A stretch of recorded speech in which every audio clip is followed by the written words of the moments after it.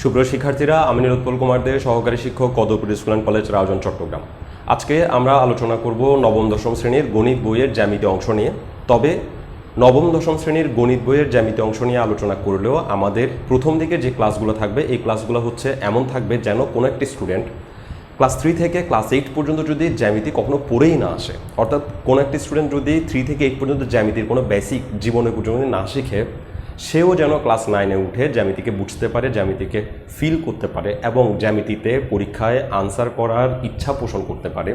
সেভাবে আমাদের এই সিরিজগুলো শুরু করব। তো আমাদের প্রথম দিকে যে ক্লাসগুলো থাকবে সেগুলো খুবই বেসিক লেভেলের ক্লাস থাকবে। তো আমরা আজকে প্রথম লেকচারে আমরা আলোচনা করব একদম জ্যামিতির যে একদম বেসিক বিষয় সেখান থেকে। তো ফার্স্ট আমরা আলোচনা করব যে বিন্দু কাকে বলে, জ্যামিতিতে বিন্দু কাকে বলে।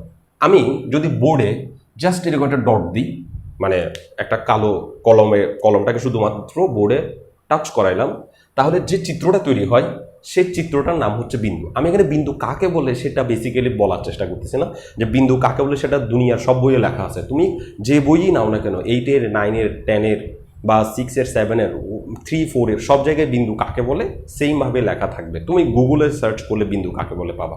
আমার বিন্দু কাকে বলে লিখাই দেওয়ার বিন্দু মাত্র ইচ্ছা নেই, আমার ইচ্ছা হচ্ছে তোমাকে ফিল করানো যে বিন্দু জিনিসটা আসলে কি। তো এই যে বোর্ডে আমি কলমটাকে শুধুমাত্র টাচ করালাম, তাহলে যে চিত্রটা আসছে সেই চিত্রটার নাম হচ্ছে বিন্দু। তো বইয়ের ভাষায় বিন্দু কাকে বলে? বইয়ের ভাষায় বিন্দু বলে যার দৈর্ঘ্য নাই, প্রস্থ নাই, উচ্চতা নাই। আমি যদি একটা ফিতা নিয়ে এই ডটটার দৈর্ঘ্য মাপতে যাই, প্রস্থ মাপতে যাই, উচ্চতা মাপতে যাই, তাহলে আমরা দৈর্ঘ্য, প্রস্থ, উচ্চতা যদি কিছুই মানে না পাই, অর্থাৎ অলমোস্ট জিরো পাই, তাহলে আমরা সেটাকে বলি যে বিন্দু। তো বিন্দু কাকে বলে? যার দৈর্ঘ্য নাই, প্রস্থ নাই, উচ্চতাও নাই। দৈর্ঘ্য নাই, প্রস্থ নাই, উচ্চতাও নাই, কিন্তু অবস্থান আছে। দেখো বোর্ডে কোনো একটা জায়গায় বিন্দুটা আছে, কিন্তু বোর্ডে কোনো একটা জায়গায় বিন্দুটা আছে। ওকে, তাহলে দৈর্ঘ্য নাই, প্রস্থ নাই, উচ্চতা নাই, কিন্তু অবস্থান আছে, সেই জিনিসটাকে আমরা বলি বিন্দু। তো জ্যামিতিতে বিন্দুকে প্রকাশ করতে হলে একটা অ্যালফাবেট, বড় হাতের অ্যালফাবেট দিয়ে প্রকাশ করতে হয়। যেমন আমি এই বিন্দুটাকে একটা বড় হাতের অ্যালফাবেট দিয়ে প্রকাশ করলাম। ধরো এখানে একটা বিন্দু দিলাম, এই বিন্দুর নাম দিলাম আমি বড় হাতের সি। তো একটা অ্যালফাবেট যদি আমরা ব্যবহার করি তাহলে সেটা দিয়ে বিন্দু বুঝাই। ওকে, তারপর বিন্দুর পর আমরা জানার চেষ্টা করব যে রেখা কি। বিন্দুর পর আমরা জানার চেষ্টা করব রেখা কি। একটা বিন্দু যখন চলতে শুরু করে, একটা বিন্দু যদি হাঁটতে শুরু করে, একটা বিন্দু যদি হাঁটতে শুরু করে, তাহলে যে লাইন তৈরি হয় সেটাকে আমরা বলি যে রেখা। যে চিত্র তৈরি হয় সেটাকে আমরা বলি যে রেখা। এই বিন্দুটা ধরো হাঁটতে শুরু করলে এদিকে, তাহলে এটাকে আমরা বলবো রেখা।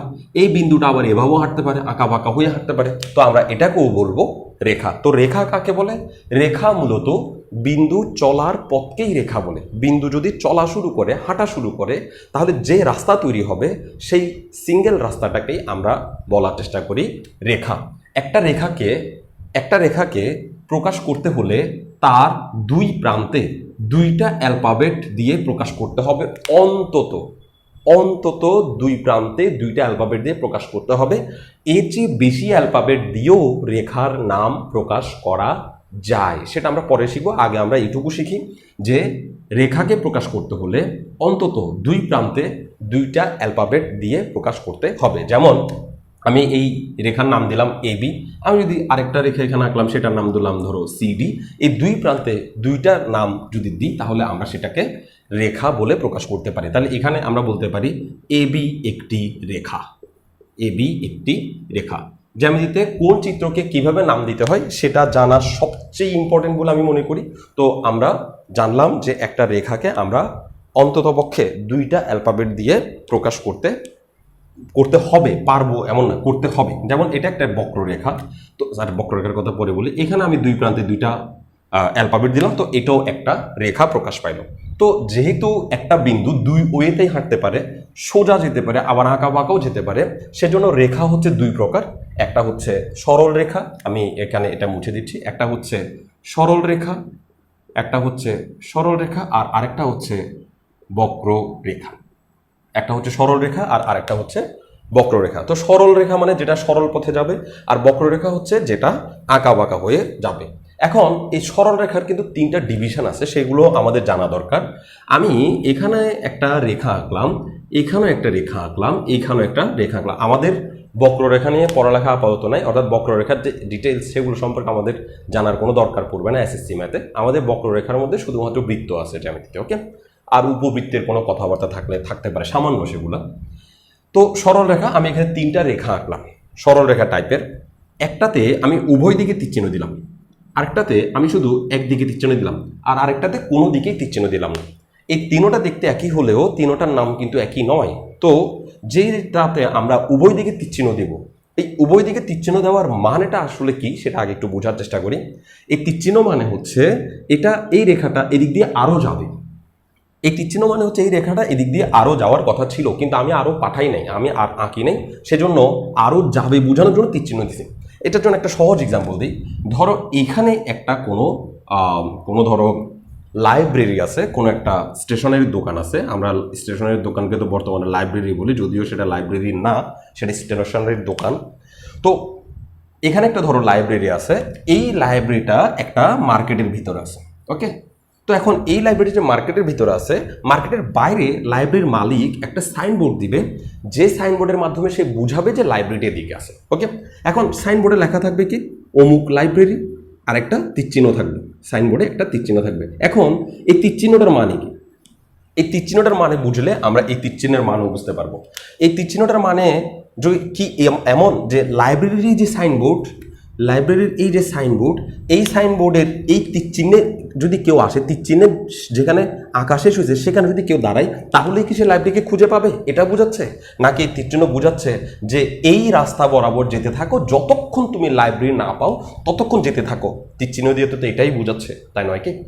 তাহলে এখানে তীরচিহ্ন দিয়ে কি বোঝাচ্ছে? এখানে তীরচিহ্ন দিয়ে বোঝাচ্ছে যে লাইব্রেরিটা, এই লাইব্রেরিটা এই সোজা বরাবর যেতে থাকবা যতক্ষণ পর্যন্ত লাইব্রেরিটা পাওয়া না যায়, ততক্ষণ পর্যন্ত এই লাইন বরাবর তুমি হাঁটতে থাকলে একসময় লাইব্রেরিটা পাবা। কিন্তু আমি যদি বলি যে তীরচিহ্নটা এখানে শেষ, তাই এখানেই লাইব্রেরিটা হওয়া উচিত, এটা বাস্তবতার সাথে মিলে না। তো এখানে যেমন তীরচিহ্ন দিয়ে এখানে তীরচিহ্ন শেষ হলেও লাইব্রেরি কিন্তু এখানে না, লাইব্রেরি বোঝাচ্ছে যতক্ষণ পাওয়া না যায় ততক্ষণ এই রেখাটা যাচ্ছে। এখন দোকানদারকে এইভাবে করতে পারবে যে তীরচিহ্নটা একদম লাইব্রেরি পর্যন্ত সাইনবোর্ডটা লাগাই দিতে পারবে। লাইব্রেরি পর্যন্ত সাইনবোর্ডটা লাগাই দেয়, অত্যন্ত বিশ্রী হবে, জায়গা নষ্ট হবে, অনেক ধরনের অসুবিধা হবে। তো সেজন্য সে তীরচিহ্ন দিয়ে বোঝায় যে ভাই এই দিকে যেতে থাকো, ওকে। তো একইভাবে এই জিনিসটাও বোঝাচ্ছে, এই তীরচিহ্ন দিয়ে বোঝাচ্ছে এই রেখাটা এদিকেও যেতেই থাকতেছে, এইটা এদিকেও যেতেই থাকতেছে। এইটাকেই মূলত আমরা বলি রেখা, বা সুন্দরভাবে বললে সরল রেখা। এটাকেই আমরা বলি সরল রেখা, অর্থাৎ দোনো দিকে তীরচিহ্ন থাকতে হবে সরল রেখায়। এখন যেটাতে একদিকে তীরচিহ্ন থাকে আর আরেক দিকে তীরচিহ্ন থাকে না, এটার এই একদিকে তীরচিহ্ন আরেক দিকে তীরচিহ্ন নাই, এটার মানে হচ্ছে এটার শুরু আছে, স্টার্টিং পয়েন্ট আছে, কিন্তু এন্ডিং পয়েন্ট নাই। কোথায় শেষ সেটা নাই, কারণ এটা যেতেই থাকবে, শেষ নাই। আর এটা বোঝাচ্ছে দোনো দিকেই কিন্তু স্টার্টিং পয়েন্ট এন্ডিং পয়েন্ট নাই, অর্থাৎ এটার শুরুও নাই শেষও নাই, তখন সেটা সরল রেখা। আর যখন একটা শুরুর বিন্দু পাওয়া যাবে কিন্তু শেষ কোথায় সেটা জানা যাবে না, তখন সেটার নাম হচ্ছে রশ্মি। নিশ্চয়ই তোমাদের মনে থাকবে আমরা বলি যে আলোক রশ্মি কেন বলা হয়? একটা লাইট যেখান থেকে শুরু হয়, ধরো আমি একটা মোমবাতি আঁকলাম, এখান থেকে আলো বেরোচ্ছে, এই আলোটার স্টার্টিং পয়েন্ট হচ্ছে মোমবাতি যেখানে জ্বলতেছে সেটা, কিন্তু এই আলোটার এন্ডিং পয়েন্ট কিন্তু অসীম, কারণ আলোর যে গতি, আলো কিন্তু অসীম দূরে চলে যেতে পারে, সে কোথাও থেমে যায় না, ওকে। সেজন্য এটাকে কখনো আলোক সরল রেখা বলে না, বলা হয় আলোক রশ্মি, কারণ তার স্টার্টিং পয়েন্ট আছে, শুরু কোথায় সেটা বোঝা যায়, কিন্তু সে কোথায় যাচ্ছে এন্ডিং পয়েন্ট কখনো পাওয়া যায় না, সেজন্য আমরা বলি আলোক রশ্মি। তাহলে আমরা বুঝলাম যে সরল রেখার উভয় দিকে তীরচিহ্ন থাকবে, তাহলে মানে শুরুও থাকবে না শেষও থাকবে না, তাকে আমরা বলবো সরল রেখা। আর যেটার একদিকে শুরু থাকবে কিন্তু শেষ কোন দিকে সেটা বোঝা যাবে না, তাকে আমরা বলবো রশ্মি। আর যেটা দোনো দিকেই তীরচিহ্ন নাই, এর মানে হচ্ছে এটা একটা ফিক্সড, শুরুও আছে শেষও আছে, ফিক্সড। যেমন আমার এই কাগজটার সাইডগুলো কিন্তু ফিক্সড, এই বিন্দু আর এই বিন্দু কিন্তু ফিক্সড, আমি যতবারই মাপি না কেন সেম দূরত্ব আসবে। এই যে ফিক্সড, কোনো দিকে যাচ্ছে না বা কোথাও আসতেছে না, ফিক্সড যেটা, সেটার নাম হচ্ছে রেখাংশ। তাহলে কি বললাম? সরল রেখা যার দুই দিকে তীরচিহ্ন থাকবে, রশ্মি যার একদিকে তীরচিহ্ন থাকবে, রেখাংশ যার কোনো দিকেই তীরচিহ্ন থাকবে না। রেখাংশের মূল বাংলা হচ্ছে রেখার অংশ, রেখাংশের বাংলা হচ্ছে রেখার অংশ। আমি যদি এই রেখা থেকে কোনো একটা টুকরা কেটে নিই, তাহলে এই টুকরাটাকে বলা হবে রেখাংশ। এই টুকরাটাকে আমি আর রেখা বলতে পারবো না বা রশ্মি বলতে পারবো না, এটাকে আমাকে বলতে হবে রেখাংশ। এবং এই তিনজনের নামই উভয় দিকে মানে দুই দিকে দুইটা অ্যালফাবেটের সাহায্যে প্রকাশ করা হয়। দুই দিকে দুইটা অ্যালফাবেটের সাহায্যে এই তিনজনের নামই প্রকাশ করা হয় এবং এই দুই অ্যালফাবেটের মাঝখানে কোনো কমা দেওয়া যাবে না। তাহলে আমি যদি বলি এ বি একটি সরল রেখা, তাহলে আমি বলতে পারবো এ বি একটি সরল রেখা, এ বি একটি সরল রেখা। এখন আমি যদি এ এবং বি এর মাঝখানে কমা দিয়ে দিই তাহলে কিন্তু এ এবং বি কে বিন্দু বুঝাবে, কারণ কোন একটা বিন্দুর নাম হচ্ছে সিঙ্গেল অ্যালফাবেট, আর এই কমা দেওয়ার মাধ্যমে তুমি কিন্তু এ আর বি কে দুটো সিঙ্গেল পয়েন্টে ডিভাইড করছো। তার মানে এই এ এবং বি কে কমা দিলে এ শুধু এই বিন্দুটাকে বোঝাচ্ছে, বি শুধু এই বিন্দুটাকে বোঝাচ্ছে, কর্নারের বিন্দুটাকে বোঝাচ্ছে। এ শুধু এই বিন্দুটাকে বোঝাচ্ছে, বি শুধু এই বিন্দুটাকে বোঝাচ্ছে। অর্থাৎ তুমি এ আর বির মাঝখানে কমা দিলে সেটা আর কখনোই সরল রেখা প্রকাশ করবে না, সরল রেখার নাম কমা দিয়ে দিতে পারবে না। ওকে, তো আমরা বুঝলাম রেখা সম্পর্কে, আমাদের মোটামুটি একটা আইডিয়া নিলাম। এবার আমরা জানবো যে কোন কাকে বলে। আমরা কাকে বলে এগুলার ওই বইয়ের যে সংজ্ঞা, চিরায়ত সংজ্ঞা যেগুলো পড়লে আমাদের মাথা ঘুরাই, আমরা সেভাবে পড়বো না, এগুলো তোমরা বই থেকে পড়ে নিতে পারবে। আমি জাস্ট বুঝাই দিব যেন বইয়েরটাও তুমি বুঝো। কোন কাকে বলে, কোন তৈরি হয় কিভাবে, সেটা আগে আমাদেরকে জানতে হবে। আমি একটা সরল রেখা আঁকলাম, এবং আরও একটা সরলরেখা এমনভাবে গেল যেন তারা একজনকে কেটে চলে যায়, একজনের গায়ের উপর দিয়ে চলে যায়। যখন কোনো যখন দুইটা সরলরেখা একজনের গায়ের উপর দিয়ে চলে যাবে, আমরা বলি যে সেটাকে কেটে চলে যাবে, তখনই তাদের মাঝখানে কোণ তৈরি হবে। যতক্ষণ পর্যন্ত দুইটা সরলরেখা একজনকে কেটে চলে না যাবে, গায়ের উপর দিয়ে চলে না যাবে, ততক্ষণ কোণ তৈরি হবে না। কোণের টপিক্সটা বোঝা খুবই ইম্পর্টেন্ট, কারণ তুমি কোণের টপিক্স বোঝা ছাড়া জ্যামিতির কোনো অংশই জিন্দেগিতে বুঝতে পারবা না। কোণের টপিক্সটা সবচেয়ে ইম্পর্টেন্ট। ওকে, তাহলে আমি কোণ কাকে বলে? দুইটা সরল রেখা বা দুইটা রেখাংশ বা দুইটা রশ্মি যদি জয়েন্ট হয়ে যায়, এক জায়গায় জয়েন্ট হয়, তাহলে সেখানে যে কর্নারটা তৈরি হয় সেই কর্নারটাকে আমরা বলি যে কোণ। যেমন এখানে একটা সরল রেখা হচ্ছে এ বি এবং আরেকটা সরল রেখা হচ্ছে এসি।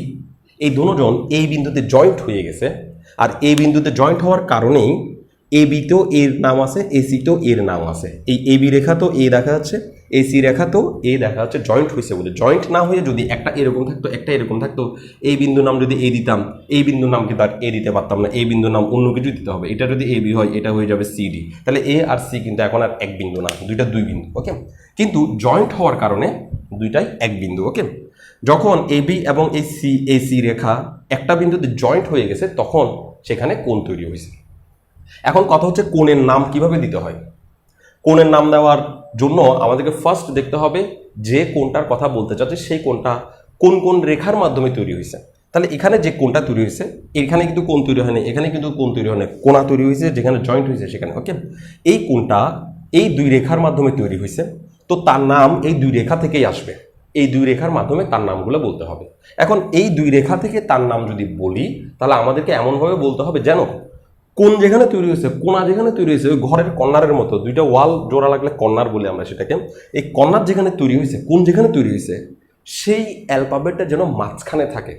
এই তিনটে অ্যালফাবেটের মাধ্যমে নামটা নিতে হবে, তবে এই অ্যালফাবেট যেটাতে কোণ তৈরি হয়েছে সেই অ্যালফাবেটটা মাঝখানে থাকতে হবে। ওকে, তাহলে কি বলতেছি দেখো, এটাকে মাঝখানে রেখে আমরা এই রেখাটা কীভাবে পড়বো। যেহেতু এই দুইটা রেখার মাধ্যমে কোণটা তৈরি হয়েছে, তো এই দুইটা রেখার মাধ্যমে তার নাম দিতে হবে এবং ওকে মাঝখানে রেখে দিতে হবে। কাকে? একে মাঝখানে রেখে। তাহলে আমি একে মাঝখানে রেখে এভাবে বলতে পারি বি এ সি। দেখো বি এ সি, দেখো বি এ সি, এই দুজনের বি এবং সি এর মাঝখানে কিন্তু এ আছে, বি এ সি, এ মাঝখানে আছে। আবার আমি যদি নামটা এরকম দিতাম C A B, C A B, এখন সি এ বি এর মাঝখানেও কিন্তু এ আছে এবং এই সি এ বি ওই দুই রেখার মাধ্যমেই নামগুলো আসছে। ফলে এই কোণকে আমরা বি এ সিও লিখতে পারি, সি এ বিও লিখতে পারি। তবে এদেরকে যদি আমরা কোণ বুঝাতে চাই তাহলে তাদের সামনে এই কোণের সিম্বল দিতে হবে, কোণের চিহ্ন।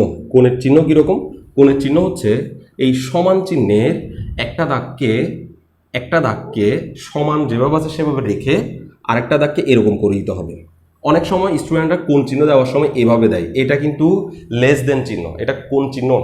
দুইটা যদি বাঁকা হয় তাহলে সেটা হচ্ছে লেস দেন চিহ্ন, কিন্তু একটা যদি সমান চিহ্নের সমানের দাগ এবং আরেকটা যদি বাঁকা হয় সেটাকেই বলা হয় কোণ চিহ্ন। তাহলে এটা হচ্ছে কোণ চিহ্ন আর এটা হচ্ছে লেস দেন বা ক্ষুদ্রতর চিহ্ন। ওকে, তাইলে কি বললাম, এটা নিয়ে আমি আরো ডিটেলস বলবো কারণ এটা সবচেয়ে ইম্পর্টেন্ট টপিকস। তাহলে দুইটা রেখা যখন জয়েন্ট হবে, দুইটা রশ্মি যখন জয়েন্ট হবে, দুইটা রেখাংশ যখন জয়েন্ট হবে তখন কোণ তৈরি হবে এবং কোণের নাম পড়ার জন্য যেখানে কোণ তৈরি হয়েছে সেই অ্যালফাবেটটাকে মাঝখানে রেখে পড়তে হবে এবং সেটাকে শুধু মাঝখানে রাখলে হবে না, সেটা ওই দুই রেখার মাধ্যমেই তাদের নামটা নিতে হবে। এটা বোঝানোর জন্য আমি একটু উদাহরণ দিচ্ছি। যেমন ধরো আমি এখানে এভাবে একটা কোণ আঁকলাম, এখানে কয়েকটা কোণ আছে, তা আমি এখানে নাম দিলাম এ, এখানে নাম দিলাম বি, এখানে নাম দিলাম সি, এখানে নাম দিলাম ডি। এখন এখানে দেখো, এখানে আলটিমেটলি হিসাব করে তিনটা কোণ আছে। আপাতত আমি দুইটা কোণের চেহারা দেখাচ্ছি, একটা কোণ হচ্ছে এটা আর একটা কোণ হচ্ছে এটা। ওকে, এই কোণ আর এই কোণ। এখন এই কোণের নাম আমি যদি বলতে চাই তাহলে আমাকে আগে জানতে হবে, এই কোণটা আমি একটু মার্ক করে দিচ্ছি, এটা হচ্ছে কোণ মার্ক করা, বাঁকা করে যে দাগটা দিচ্ছে এটাকে কোণকে মার্ক করা বলা হয়। আমি কোণকে মার্ক করছি, এই কোণটার নাম আমি পড়তে চাচ্ছি। এখন এই যে কোণটার নাম আমি পড়তে চাচ্ছি, এই কোণটা কোন কোন রেখার সাহায্যে তৈরি সেটা আগে তোমাকে বিচার করে ফেলতে হবে। এই কোণটা বি এ এবং বিসি এই দুই রেখার সাহায্যে তৈরি। এই কোণের কিন্তু এই বিডি রেখাটা কিন্তু এই কোণের কোনো ভূমিকাতে নাই, যার কারণে এই কোণের নাম যখন বলবো তখন বিডি রেখার নাম আসতে পারবে না, বিডি রেখাটা বাইরে থাকবে। তাহলে এই দুই রেখার মাঝে পড়তে হবে এবং এমনভাবে পড়তে হবে যেন কোণ যেখানে তৈরি হয়েছে, এই দুই রেখা কোণ যেখানে তৈরি করছে সেই জন্য মাঝখানে থাকে। তা আমি ওকে মাঝখানে রেখে এভাবে পড়তে পারি, A B C, A B C, দেখো বি মাঝখানে আছে, এই যে লেখার মাঝখানে আছে, এ আর সির মাঝখানে আছে। আবার এ বি সি না বলে আমি যদি সি বি এ বলি, সি বি এ বলি, তাও কিন্তু বি মাঝখানে আছে। ওকে, তাহলে এই হচ্ছে কোণ, এই হচ্ছে কোণ। আমরা যদি সামনে কোণ চিহ্ন দিই তাহলে এই কোণের নাম হচ্ছে এ বি সি অথবা সি বি এ, দুইটার যে কোনোটাই ওর নাম। এখন আমি যদি এই কোণের নাম পড়তে চাই, এই কোণটার নাম, তো এই কোণটার নাম যদি পড়তে চাই প্রথমে দেখতে হবে এই কোণটা কার কার সাহায্যে তৈরি। এই কোণটা বিসি এবং বিডি সাহায্যে তৈরি এবং বিসি আর বিডিতে যে অ্যালফাবেটগুলো আছে, বিসি বিডিতে যে অ্যালফাবেটগুলো আছে সেই অ্যালফাবেটগুলো দিয়েই নামটা নিতে হবে এবং সেই নামটা নেওয়ার জন্য বিকে কিন্তু মাঝখানে রাখতে হবে কারণ দুজন বিতে কোণ তৈরি করছে। তাহলে এই কোণের নাম হবে কোণ, এই কোণের নাম হবে কোণ সিবিডি, সিবিডি, সিবিডি, দেখো বিটা মাঝখানে রাখছি।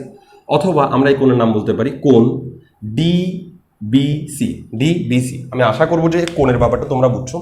এই কোণের ব্যাপারটা আরেকটু বোঝার জন্য আমি আরেকটা চিত্রের ধারণা নিতে যাচ্ছি, অবতারণা করতে, এটা ইম্পর্টেন্ট। আমি একটা চিত্র আঁকলাম যেখানে দেখো এরকম এবং তার কর্নারগুলোর নাম দিলাম A B C D E.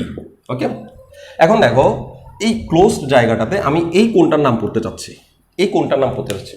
Primary তোমাকে দেখতে হবে এই কোণটা কোন কোন রেখা সাহায্যে তৈরি। এখানে কিন্তু পাঁচটা রেখা আছে, দেখো একটা যেই বাঁকা হয়েছে কিন্তু আরেকটা রেখা, তাহলে এটা একটা রেখা, দুইটা রেখা, তিনটা রেখা, চারটা রেখা, পাঁচটা রেখা আছে এখানে।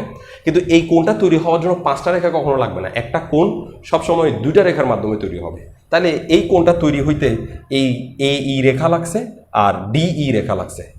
এ ই এবং ডিই দিয়ে যেহেতু এই কোণটা তৈরি, তো তার নামের মধ্যে এ ই এবং ডিই এরাই থাকবে, বাকিরা থাকবে না, এই বিসি এর নামের ভিতরে আসতে পারবে না। তাহলে এই কোণের নাম হবে কোণ।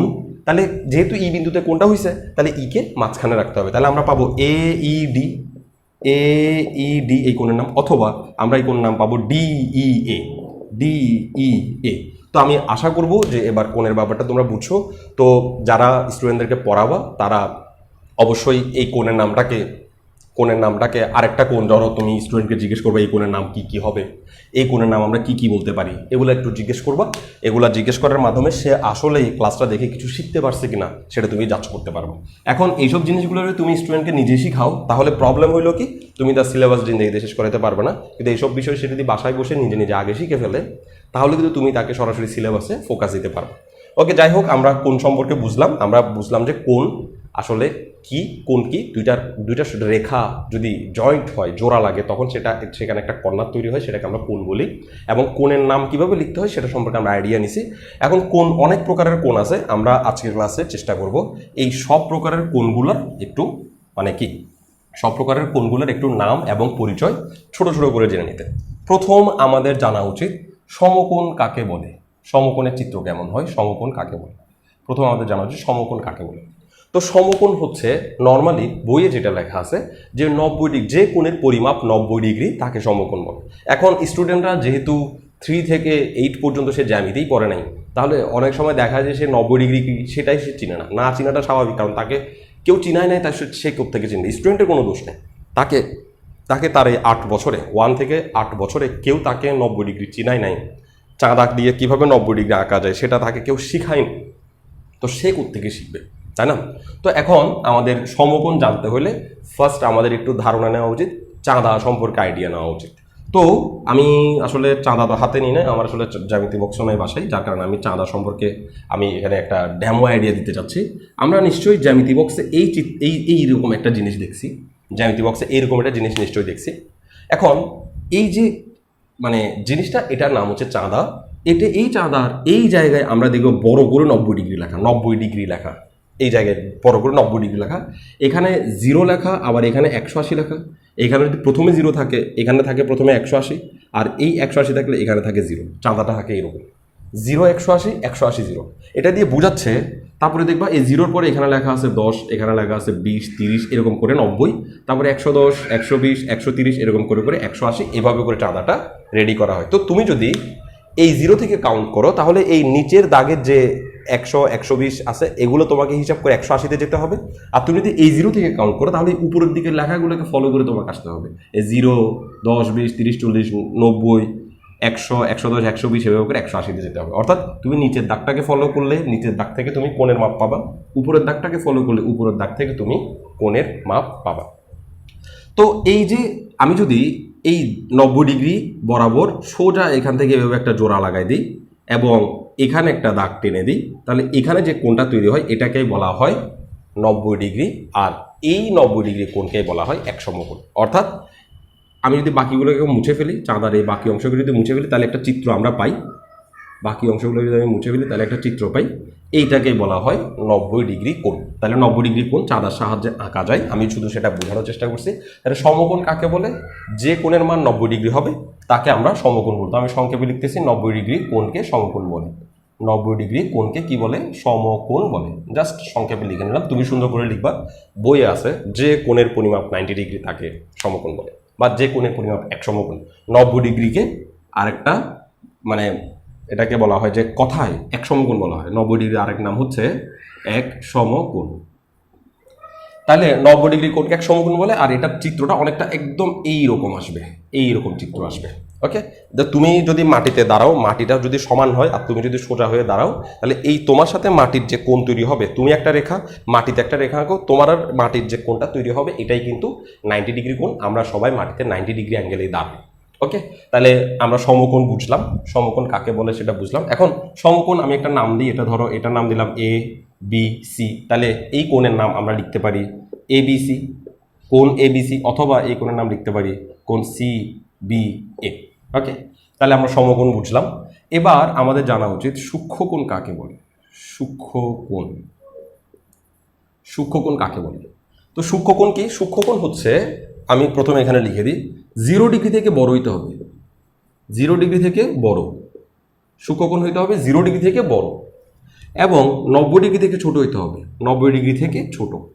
0 ডিগ্রি থেকে বড় কিন্তু 90 ডিগ্রি থেকে ছোট কোণকেই আমরা বলি যে সূক্ষ্মকোণ। খেয়াল করো, যদি কোনো কোণ 90 ডিগ্রি হয়ে যায় তাহলে তার জন্য একটা নাম দেওয়া হয়েছে সমকোণ। সুতরাং সূক্ষ্মকোণ 90 ডিগ্রি যে ছোট হইলে তখন সেটা সূক্ষ্মকোণ। তবে 0 ডিগ্রি থেকে বড় হইতে হবে।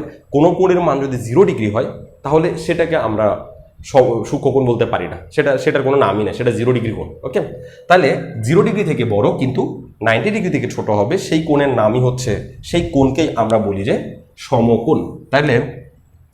তাহলে এখন 0 ডিগ্রি থেকে বড়, 90 ডিগ্রি থেকে ছোট, যেমন ধরো আমি এখানে একটা 90 ডিগ্রি রাখলাম, এটা 90 ডিগ্রি, আর আমি এটা একটু মুছে দিলাম, তাহলে এটা 90 ডিগ্রি। এখন আমি যদি কোনো কারণে এই রেখাটাকে এখানে নিয়ে যাই, এটাও সূক্ষ্মকোণ, এটাও সূক্ষ্মকোণ, এটাও সূক্ষ্মকোণ, এটাও সূক্ষ্মকোণ, এটাও সূক্ষ্মকোণ, এভাবে যতই ঘুরাচ্ছে এটা সূক্ষ্মকোণ সূক্ষ্মকোণ সূক্ষ্মকোণ। এক সময় এই রেখাটাকে যদি আমি আগের রেখার গায়ের উপরে নিয়ে আসি, এই রেখার গায়ের উপরে এই রেখাটাকে ঘুরাই নিয়ে আসি, এটা হচ্ছে 0 ডিগ্রি কোণ, এবং এটা কিন্তু সূক্ষ্মকোণ না। তাহলে আমি এখানে একটা সূক্ষ্মকোণ আঁকতেছি, এই হচ্ছে সূক্ষ্মকোণ। ধরো এই কোণটার নাম দিলাম ধরো ই, এখানে দিলাম ডি, এখানে দিলাম এফ, তাহলে এটার নাম হবে ই ডি এফ কোণ চিহ্ন দিতে হবে, অথবা এটার নাম দিতে পারি এফ ডি ই। তাহলে আমরা সূক্ষ্মকোণ বুঝলাম, সূক্ষ্মকোণ হচ্ছে 0 ডিগ্রি থেকে বড় হবে কিন্তু 90 ডিগ্রি থেকে ছোট হবে। তোমাকে নামগুলো মনে রাখতে হবে। তুমি যদি নামগুলো মনে না রাখো, তুমি যদি 0 থেকে বড় 90 ডিগ্রি ছোট এটা সূক্ষ্মকোণ না বলে আরেকটা নামের ঘাড়ে পাঠিয়ে দাও, তাহলে কিন্তু অবস্থা খারাপ হয়ে যাবে। ওকে, ঠিক যেমন পরীক্ষায় তুমি নাম্বার পাইছো 100, আরেকজন নাম্বার পাইছে 10, এখন কোনো কারণে তোমার 10টা যদি ওর 10টা যদি তুমি পেয়ে বসে থাকো আর তোমার 100 যদি ওর খাতায় চলে যায়, তাহলে তোমার লাইফে যেরকম প্রবলেম হবে, জ্যামিতিতেও ঠিক এই সূক্ষ্মকোণ স্থূলকোণ এগুলাকে যদি তুমি এক্স্যাক্টলি মনে না রাখো, তাহলে তোমার জ্যামিতিতেও সেম প্রবলেম হবে। সূক্ষ্মকোণের পর আমরা জানবো স্থূলকোণ কাকে বলে। স্থূলকোণ, স্থূলকোণ কাকে বলে? স্থূলকোণ হচ্ছে 90 থেকে বড়, 90 থেকে বড় হবে। আমি একে দেখাবো, তার আগে একটু লিখে দেখাই। 90 ডিগ্রি থেকে বড় কিন্তু 180 ডিগ্রি থেকে ছোট হবে। 180 ডিগ্রি থেকে ছোট হবে। আমি একটু আগে একটা চাঁদা দেখাইছিলাম, চাঁদাটা আরেকবার আঁকতেছি। চাঁদাটা একটা সাইড আঁকতেছি, একটা সাইড চাঁদাটা একবার আঁকলাম। এখানে 90 ডিগ্রি লেখা, এখানে 0 ডিগ্রি লেখা, এখানে 180 ডিগ্রি লেখা, আবার এখানে 180 লেখা, সেটা লিখতেছি না, একটা সাইড লিখছি। এখন দেখো 90 ডিগ্রি থেকে বড়ই তো হবে, তাহলে আমি এখানে এটা 90 ডিগ্রি এঁকে বললাম, এটা 90 ডিগ্রি। 90 ডিগ্রিকে এভাবে চিহ্ন দেওয়া হয়, এরকম একটা বক্স চিহ্ন দেওয়া হয় 90 ডিগ্রিতে। এই বক্স চিহ্ন দেখলেই বুঝবো যেটা 90 ডিগ্রি বুঝাইতে চাচ্ছে, বলার দরকার নাই যেটা 90 ডিগ্রি। এরকম এরকম যদি সোজা করে চতুর্ভুজের মতো একটা এঁকে দেয়, বক্স করে দেয়, তাহলে বুঝবো এটা 90 ডিগ্রি। পরে আলোচনা করবো সেটা নিয়ে। এখন দেখো এটা 90 ডিগ্রি। আমি যদি এই রেখাটাকে মুছে দিয়ে আমি আমার এই কলমটাকে এখানে দাঁড় করাই, তাহলে এটা 90 ডিগ্রি এখন এই অবস্থায়। এই 90 ডিগ্রি থেকে একটু যদি বড় হয়, তাহলে এই যে কোণটা তৈরি হয়েছে এটাকেই আমরা বলবো যে স্থূলকোণ। 90 ডিগ্রি থেকে বড়, 90 ডিগ্রি থেকে বড়, এটাও 90 ডিগ্রি থেকে বড়, এটাও 90 ডিগ্রি থেকে বড়, এটাও 90 ডিগ্রি থেকে বড়। একভাবে যেতে যেতে এটা ধরো 180 হয়ে গেছে। এই 180 থেকে ছোট হইতে হবে। 180 হয়ে গেলে তার নাম কিন্তু স্থূলকোণ বলা যাবে না, তার আর একটা নাম আছে, আমরা একটু পরে শিখবো। তাহলে 90 থেকে বড় হবে, এই 90 থেকে বড় হবে কিন্তু 180 থেকে ছোট হইতে হবে। 179 না হইলে হবে 179.99, এটাও সূক্ষ্মকোণ। কিন্তু 180 এটা সরি 179.99 এটা স্থূলকোণ, কিন্তু 180 এটা স্থূলকোণ না। ওকে, তাহলে স্থূলকোণ কেমন হবে? 90 ডিগ্রি থেকে বড় হবে, 180 ডিগ্রি থেকে ছোট হবে। আমি একটা জাস্ট চিত্র এঁকে দেখাচ্ছি। ধরো এইটা হচ্ছে 90 ডিগ্রি, এটা 90 ডিগ্রি জন্য দাগটা দিছি, আর এটা তার চেয়ে বড়। তো এই যে বিশাল কোণটা, এই মাথা থেকে একদম এই রেখা দিয়ে যে কোণটা তৈরি হয়েছে, এটা 90 থেকে বড় হওয়ার কারণে এই পুরা কোণটার নাম হচ্ছে স্থূলকোণ। ওকে, স্থূলকোণের পর আমরা জানবো যে স্থূলকোণের পর আমাদের জানা উচিত এই যে 180 ডিগ্রি কোণ যেটার নাম, সেটার নাম জানা উচিত। এটাকে আমরা সরল কোণ বলতে পারি। সরল কোণ জানানোর আগে আমার আরেকটা জিনিস জানানোর দরকার ছিল, তাও সরল কোণ আগে জানাই। কিন্তু সরল কোণ কাকে বলে একটু দেখে নিন। সরল কোণ ভাই সোজা কথায় 180 ডিগ্রি, যে কোণের মাপ 180 ডিগ্রি হবে সেটাই হবে সরল কোণ। তো যে কোণের মাপ 180 ডিগ্রি হবে সেটা একটু চিত্রের সাহায্যে না বুঝলে তোমরা বুঝবা না। আমি এখানে একটা রেখা টানলাম, আর আরেকটা রেখা আঁকলাম না, আরেকটা রেখা হচ্ছে আমার কলমটা। ওকে, তো এই এখন দেখো এটা আমরা এখানে আমি 90 ডিগ্রি লিখে রাখি, এই 90 ডিগ্রি, এখানে আমি 180 ডিগ্রি লিখে রাখলাম, মার্ক করলাম আর কি স্কেলিং করে। এবার আমি দেখো এটা সূক্ষ্মকোণ, সূক্ষ্মকোণ, সূক্ষ্মকোণ, সূক্ষ্মকোণ, এই রেখাটা যদি এখানে আসে তো সমকোণ 90 ডিগ্রি সমকোণ। এই সমকোণের থেকে বড় হলে সেটা স্থূলকোণ, স্থূলকোণ, স্থূলকোণ, স্থূলকোণ, স্থূলকোণ। 180 ডিগ্রির একটু আগে থাকলেও সেটাও স্থূলকোণ। কিন্তু যেই রেখাটা 180 গায়ের উপর চলে আসবে, তাহলে ধরো এই রেখাটা এখানে চলে আসছে, 180 গায়ের উপর চলে আসছে, পয়েন্ট এখানে, তাহলে এখানে যে কোণটা তৈরি হয়েছে এই কোণটার নাম হচ্ছে সরল কোণ। এই কোণটার নাম সরল কোণ হওয়ার পিছনের যুক্তি হচ্ছে এটা এখানে যে দুইটা রেখা আছে সেটা আসলে বোঝা যায় না। এখানে যে দুইটা রেখা আলাদা সেটা বোঝা যায় না, এটা একটাই রেখা মনে হয়। অর্থাৎ তুমি একটাই রেখা আঁকছো আর কোনো একটা পয়েন্টকে নির্বাচন করে সেখানে একটা এরকম করে মার্ক করছো, তো এটাই হবে এক সরল কোণ। কারণ সরল কোণের যে দুইটা রেখা দ্বারা কোণ তৈরি হয়, সেই দুইটা রেখা এভাবে এসে জয়েন্ট হয়, দুই দিক থেকে এভাবে এসে জয়েন্ট হয়। ওকে, এ অ্যাঙ্গেল থাকে না, একদম সোজাসুজি এসে জয়েন্ট হয়। তো এটাও ধরো এরকম, এখানে একটা দাগ রেখা আঁকলাম আর এটাতে চাকা লাগাই দিলাম, এখানে একটা রেখা আঁকলাম, এখানে চাকা আঁকাই দিলাম।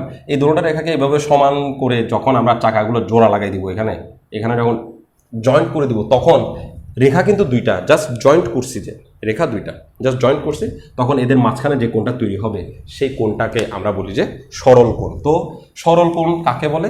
যে কোণের মাপ 180 ডিগ্রি তাকে সরল কোণ বলে। সরল কোণ কি? যে কোণের মাপ 180 ডিগ্রি কোণ হবে, তাহলে 180 ডিগ্রি কোণকে আমরা বলবো যে সরল কোণ। 180 ডিগ্রি কোণকে আমরা বলবো কি? সরল কোণ। আমি আশা করবো যে এটুকু আমরা বুঝছি। সূক্ষ্মকোণ 90 ডিগ্রি থেকে ছোট কিন্তু 0 ডিগ্রি থেকে বড়, তারপরে সমকোণ 90 ডিগ্রিকে সমকোণ, তারপর হচ্ছে স্থূলকোণ 90 ডিগ্রি থেকে বড় কিন্তু 180 থেকে ছোট, আর 180 যে কোণ সেটা হচ্ছে সরল কোণ। ওকে, এগুলা থেকে কিন্তু ছোটোখাটো অবজেক্টিভ আসে। আমি একটা ক্লাস ডিটেলসে দিব, আরেকটা ক্লাস এখান থেকে সম্ভাব্য অবজেক্টিভগুলো দিব। তোমরা সিরিজটার সাথে যুক্ত থাকলেই বুঝতে পারবা যে ক্লাসগুলো কতটা ইফেক্টিভ হচ্ছে। সরল কোণের পর আমাদের জানা উচিত প্রবৃত্ত কোণ। প্রবৃত্ত কোণ জানার আগে আমার একটা প্রশ্ন হচ্ছে যে ভাই 180 ডিগ্রির চেয়ে বড় কোণ কি হয় না? 180 ডিগ্রির চেয়ে বড় কোণ কি সম্ভব না? অবশ্যই সম্ভব। ধরো এটা একটা রেখা, আর আরেকটা রেখা হচ্ছে এটা, তো এটা ধরো 90 ডিগ্রি, এটা 90 ডিগ্রির চেয়ে বড়, মানে স্থূলকোণ একসময় এখানে আসছে। এখানে যখন আসছে তখন এই মাঝখানে যে কোণটা, এটাকে আমরা বলি যে সরল কোণ 180 ডিগ্রি। এখন এই 180 ডিগ্রির চেয়ে বড় যদি হয়, 181 ডিগ্রি, 182 ডিগ্রি, 190 ডিগ্রি, এগুলো 180 চেয়ে বড় না? অর্থাৎ ধরো রেখাটা এরকম এদিকে চলে আসছে ঘুরতে ঘুরতে রেখাটা এদিকে চলে আসে। ঘড়ির কাঁটাগুলোর কথা চিন্তা করো, ঘড়ির কাঁটাগুলো ঘুরতে এদিকে চলে আসে। তো এখানে যে কোণটা তৈরি হয়েছে, এই কোণটাকে আমরা বলবো নিচের দিকের কোণটা না, নিচের দিকে না, উপরের দিকে। আমি যেহেতু রেখাটাকে দিক দিয়ে ঘুরেছি, তো কোণটা ওই দিকেই, তাহলে ওই উপরের দিকে যে কোণটা তৈরি সেটা নিশ্চয়ই 180 ডিগ্রি বড়। দেখো এটা 90, এই রেখাটা যদি এখানে থাকতো, সোজাসুজি এক লাইনে থাকতো, তাহলে তখন হয়তো 180, কিন্তু এখন রেখাটা এখানে চলে আসছে, তো 180 ডিগ্রি যে বড়, এই 180 ডিগ্রি থেকে বড় কোণটার নামই হচ্ছে প্রবৃদ্ধ কোণ। তবে 180 ডিগ্রি যে বড়, এই কোণটা 360 থেকে ছোট হইতে হবে। 360 কোণটা দেখো 90, 180, আবার এখানে যখন আসবে, মানে এখানে যখন 90 ডিগ্রির মতো করে সোজাসুজি থাকবে, তখন সেটা 270। আর এই 270 এটা যদি ঘুরতে আবার আগের জায়গায় চলে আসে, এই রেখাটাকে যদি ঘুরেতে ঘড়ির কাঁটা যেরকম হয় আর কি, ধরো এটা এখান থেকে ঘুরতে ঘড়ির কাঁটাটা আবার এখানে চলে আসছে, তখন এই মাঝখানে যে পুরা কোণটা তৈরি হয়, এখন দুইটা রেখাই কিন্তু এক জায়গায় চলে আসছে, এখান থেকে ঘুরতে আবার এই জায়গায় চলে আসছে। তো এখন যে কোণটা তৈরি হয়েছে, এটাকে মানে এই পুরা কোণটাকে আমরা বলি 360 ডিগ্রি কোণ। কত কোণ? 360 ডিগ্রি কোণ। তো প্রবৃদ্ধ কোণ হওয়ার শর্ত হচ্ছে এটা 180 ডিগ্রি থেকে বড় হবে, 180 ডিগ্রি থেকে বড়, কিন্তু 360 ডিগ্রি থেকে ছোট হবে। 360 ডিগ্রি থেকে ছোট হতে হবে, 360 ডিগ্রি থেকে ছোট হতে হবে, এটাকে বলা হয় প্রবৃদ্ধ কোণ। তো আমরা ছোট ছোট করে একটু চিত্র এঁকে রাখি, নাহলে আমাদের বুঝতে অসুবিধা হবে।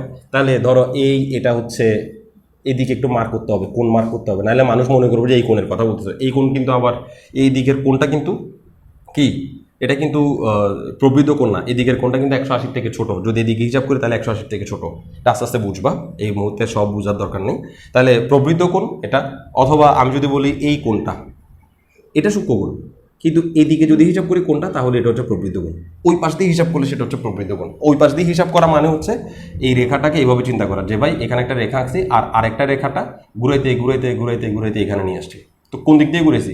এদিক দিয়ে ঘুরেছি, তাহলে কোন দিক দিয়ে তৈরি হবে? যে দিক দিয়ে ঘুরাবো সেদিক দিয়ে কোণ তৈরি হবে। এদিক দিয়ে ঘুরালে এই দিক দিয়ে কোণ তৈরি হতো, কিন্তু আমি তো ঘুরেছি উপরের দিক থেকে, তাহলে ওই দিকের কোণ তৈরি হয়েছে। এবং এটাকে বলা হয়, এই দোনোটাকে আমরা বলবো যে প্রবৃদ্ধ কোণ, কারণ এই কোণটা 180 ডিগ্রি থেকে বড় কিন্তু 360 থেকে ছোট, এই কোণটাও 180 থেকে বড় কিন্তু 360 থেকে ছোট হওয়ায় এগুলোকে আমরা বলি যে প্রবৃদ্ধ কোণ। ওকে, তাহলে আমরা সরল কোণ বুঝছি, প্রবৃদ্ধ কোণ বুঝছি। এবার আমাদের জানা দরকার সন্নিহিত কোণ। সন্নিহিত কোণ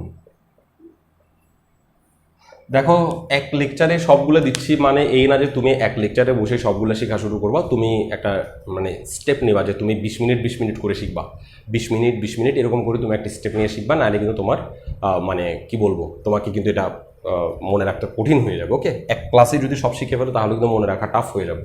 সন্নিহিত কোণ কাকে বলে? আমরা সন্নিহিত কোণকে সরাসরি বলতে পারি, দুইটা কোণ যদি একটা লাগে জোড়া লেগে যায়, তাহলে সেটাকে আমরা বলবো সন্নিহিত কোণ। আমরা চিত্র এঁকে দেখাচ্ছি, ধরো এটা একটা কোণ, এটা একটা কোণ, আর একটা কোণ এর সাথে দিকে তৈরি হয়েছে, তাহলে এই দুটোটা কোণ এই রেখার সাহায্যে জোড়া লেগে গেছে না? এই দুইটা কোণ, এখানে এই একটা কোণ, তারপর আবার এই একটা কোণ, এই দুটোটা কোণ একটা রেখার মাধ্যমে দুটোটার সাথে লেগে গেছে না? এই দুটোটা কোণকে একজনকে আরেকজনের সন্নিহিত কোণ বলা হয়। তো আমি যদি এখানে নাম দিই, ধরো এখানে এ দিলাম, বি দিলাম, এখানে সি দিলাম, এখানে ডি দিলাম, এই কোণের নাম হচ্ছে কোণ এ বি সি।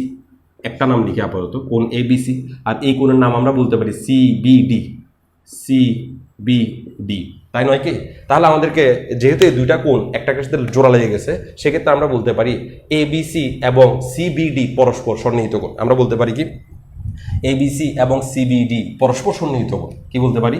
কোণ এ বি সি ও কোণ সি বি ডি পরস্পর মানে হচ্ছে দোনোজন জন্য সন্নিহিত কোণ, ওর জন্য ও সন্নিহিত কোণ, ওর জন্য ও সন্নিহিত কোণ, পরস্পর সন্নিহিত কোণ।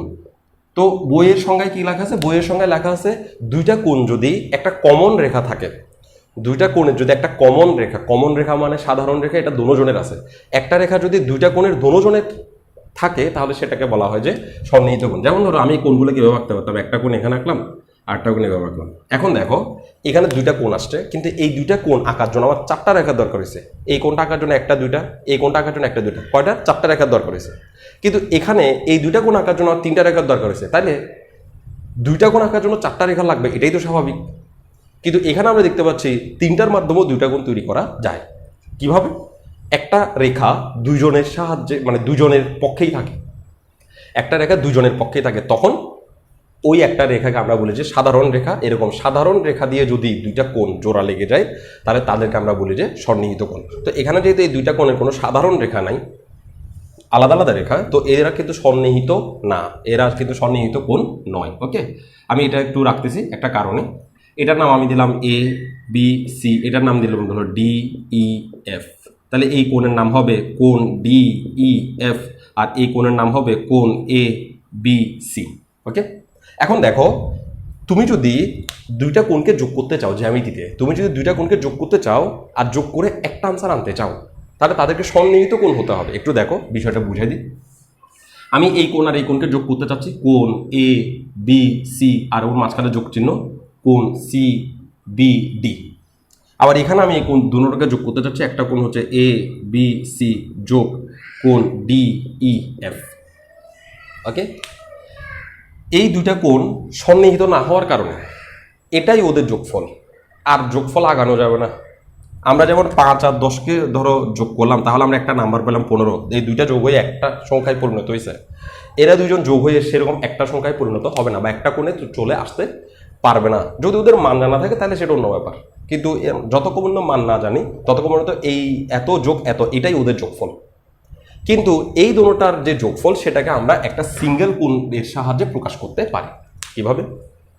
দেখো এই কোণ এবিসি আর কোণ সিবিডি যেহেতু একটা রেখার মাধ্যমে জোড়া লাগছে, তো এই দোনো কোণের যোগফল যে কোণটা হবে সেই কোণটা হবে যে এই সাধারণ রেখাটাকে যদি মুছে দিই তাহলে এই মাথা থেকে এই মাথা পর্যন্ত যে বিশাল কোণটা হবে সেটাই হবে যে ওদের যোগফল। অর্থাৎ সোজা কথায় বুঝতে যাচ্ছি, এই সাধারণ রেখা দ্বারা দুইটা কোণ আমরা যদি যোগ করি, সন্নিহিত কোণকে যদি আমরা যোগ করতে চাই, তাহলে তাদের আনসার আমরা একটা কোণের সাহায্যে দেখাইতে পারবো। সেটা হচ্ছে যদি আমি এই সাধারণ রেখাটাকে মুছে দিই তাহলে এখানে যে বড় কোণটা তৈরি হচ্ছে সেই বড় কোণটাই আমরা এখানে আনসার হিসেবে দিয়ে দিতে পারবো, A B D, A B D.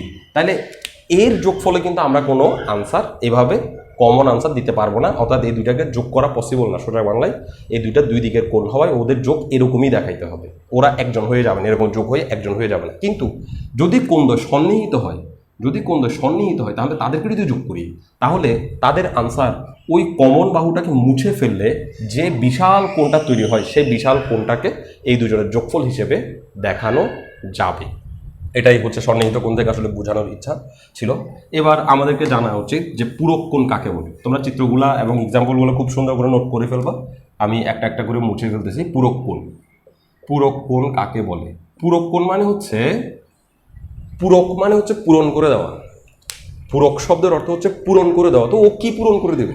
ধরো আমি একটা কোণ আঁকছি, এই কোণটার নাম হচ্ছে, এই কোণটার মান হচ্ছে 30 ডিগ্রি। কত ডিগ্রি? 30 ডিগ্রি। ওকে, এখন তোমাকে যদি আমি প্রশ্ন করি যে ভাই এই 30 ডিগ্রি কোণটার সাথে আর কত ডিগ্রি কোণ যোগ করলে, 30 ডিগ্রিটা বেশি উঁচু হয়ে গেছে, এটা 30 ডিগ্রি এরকম হবে, যে এটা 30 ডিগ্রি ধরো। তোমাকে যদি প্রশ্ন করি এই 30 ডিগ্রি কোণটার সাথে আর কত ডিগ্রি কোণ জোড়া লাগাই দিলে টোটাল যোগফলটা 90 ডিগ্রি হবে, অর্থাৎ 30-এর সাথে কত যোগ করলে 90 ডিগ্রি হবে? তো সবার আনসার আসবে 30-এর সাথে 60 যোগ করলে 90 ডিগ্রি হবে। 30-এর সাথে 60 যোগ করলে টোটাল যোগফলের যে কোণটা সেই কোণটা 90 ডিগ্রি হবে। এই যে 30-এর সাথে যত যোগ করলে 90 হবে সেই কোণটাকে বলা হয় যে পূরক কোণ। অর্থাৎ এই 30 ডিগ্রি কোণটা 90 হবার জন্য যে কোণের সাহায্য পাবে, যে কোণের সাহায্য দরকার, সেই কোণটাকে বলা হয় যে পূরক কোণ। তাইলে এই 30 ডিগ্রি কোণের পূরক কোণ হচ্ছে 60 ডিগ্রি। ওকে, কেন? কারণ 60 এবং 30 যোগ করলে 90 ডিগ্রি হবে। তাহলে পূরক কোণ কাকে বলে? আবার 60 ডিগ্রি কোণের পূরক কোণ হবে যে 30 ডিগ্রি। কেন? কারণ 60 ডিগ্রি কোণ যদি 90 ডিগ্রি হতে চায় তাহলে তার 30 ডিগ্রি কোণের সাহায্য লাগবে, তার সাথে 30 ডিগ্রি যোগ করতে হবে। অর্থাৎ পূরক কোণ মানে হচ্ছে একটা কোণ এর সাথে যত ডিগ্রি যোগ করলে 90 হবে সেই কোণটাই হচ্ছে পূরক কোণ। এটা আরেকভাবে ব্যাখ্যা করা যায় পূরক কোণকে। পূরক কোণ মানে হচ্ছে একটা কোণ যদি 30 ডিগ্রি হয় তাহলে আরেকটা কোণ হবে 90 ডিগ্রি মাইনাস 30 ডিগ্রি। একটা কোণ যদি 30 ডিগ্রি হয় তাহলে আরেকটা কোণ হবে 90 মাইনাস 30। কেন?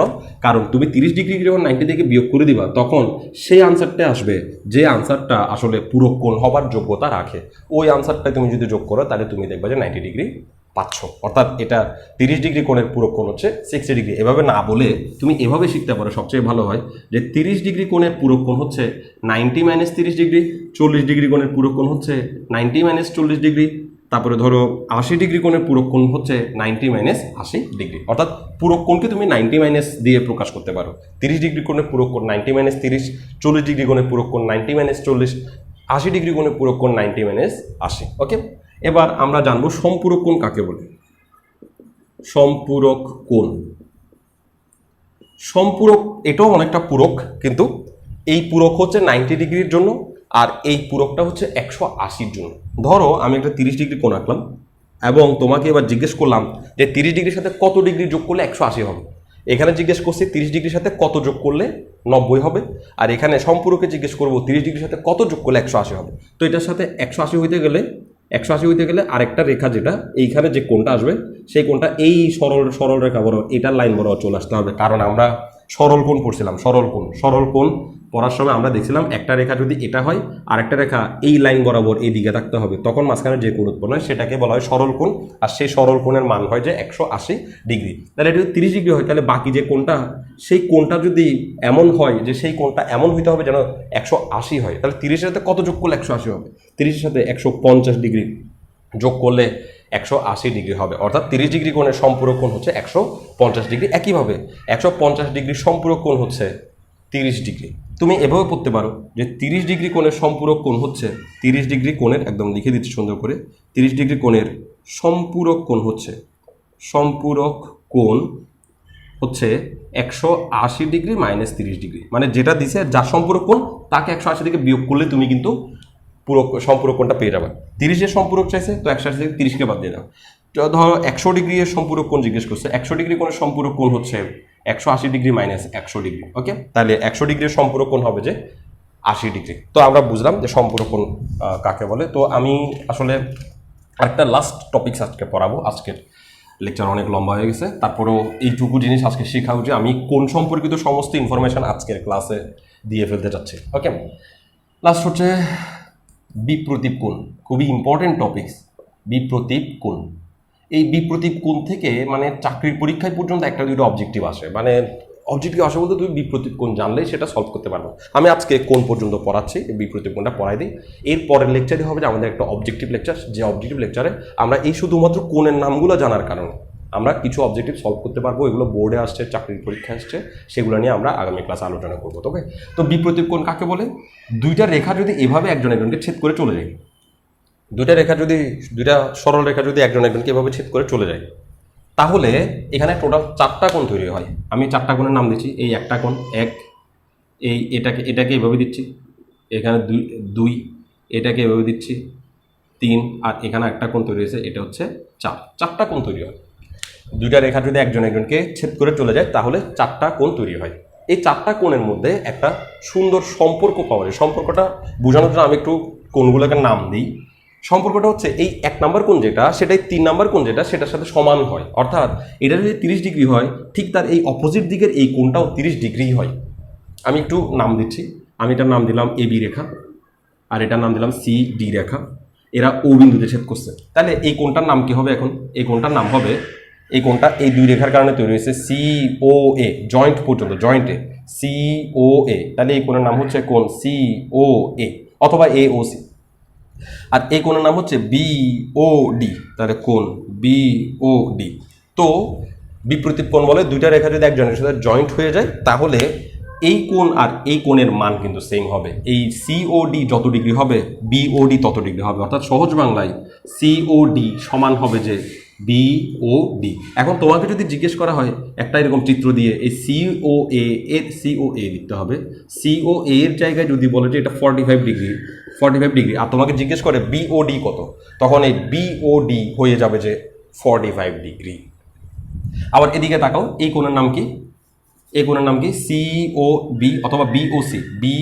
তাহলে এই কোণের নাম হচ্ছে কোণ BOC, আর এই কোণের নাম হচ্ছে AOD। এই কোণের নাম হচ্ছে AOD। তো যেহেতু এটাও এটার অপোজিট কোণ, দুইটা রেখা ছেদ করার পরে এই দিকে অপোজিট কোণ দোনোটাও কিন্তু সমান হয়ে যাবে, অর্থাৎ কোণ AOD আর কোণ BOC এই দোনোজনও কিন্তু সমান হবে।